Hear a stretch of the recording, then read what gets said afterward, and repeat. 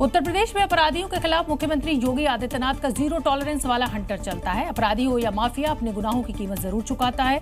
UP से माफियाओं की काली कमाई वाली संपत्तियों पर कुर्की वाला एक्शन अब हो रहा है।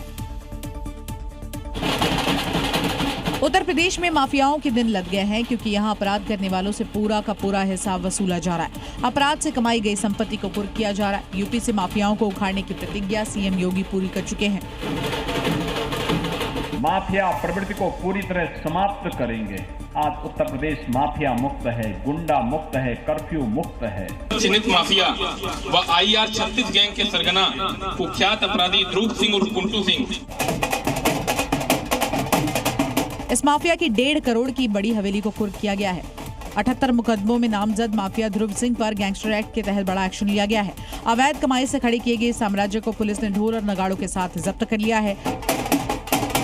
और ऐसे ही जीरो टॉलरेंस वाला हंटर संत कबीर नगर में देखने को मिला, जहां गैंगस्टर एक्ट के तहत एक माफिया की कार को ही जब्त कर लिया गया। 1,60,000 रुपए है जब्त किया गया है। उत्तर प्रदेश के मेरठ में अवैध हथियारों के लिए एक्शन जारी है। एक बार फिर पुलिस ने एक इमारत के 3रे फ्लोर पर अवैध हथियार फैक्ट्री का भंडाफोड़ किया है। और ऐसे में सवाल ये खड़ा होता है कि आखिर मेरठ में कितनी कट्टा फैक्ट्री चल रही है, क्योंकि पहले मेरठ में ही डबल बेड के पीछे हथियारों का गोदाम बना रखा था। इसके बाद अलमारी के नीचे हथियारों का जखीरा मिला था और अब मेरठ में ही एक और फैक्ट्री का भंडाफोड़ हुआ है। बताया जा रहा है कि आरोपी फ्लैट में हथियारों की फैक्ट्री चला रहे थे। किसी को शक ना हो, इसके लिए आरोपियों ने फैमिली वाला फ्लैट लिया था। लेकिन स्वाट टीम और पुलिस ने सूचना के आधार पर एक्शन लेते हुए रेड मारी। मौके से कई हथियार, कट्टे और आधे बने हुए हथियार बरामद किए गए। लगातार ये फैक्ट्री और ये अपराधी इस प्रकार के इनके खिलाफ मुहिम छेड़ दी है और ये लगातार गुणवत्ता कर रहे हैं। पुलिस ने मामले में 5 आरोपियों को गिरफ्तार किया है। इस पर्दाफाश के बाद अब पुलिस पता लगाने की कोशिश कर रही है कि ये आरोपी कहां हथियार सप्लाई करते थे और इनके तार कहां तक फैले हैं। बाजार में बिक रही मिलावटी हल्दी ने शादी की खुशियों में जहर भर दिया है। ये दिखा मध्य प्रदेश के इंदौर में, जहां सरकारी अस्पताल में हाल ही में ऐसे मामले सामने आए, जहां हल्दी की रस्म के दौरान बीमार हुए दूल्हा दुल्हन भर्ती कराए गए।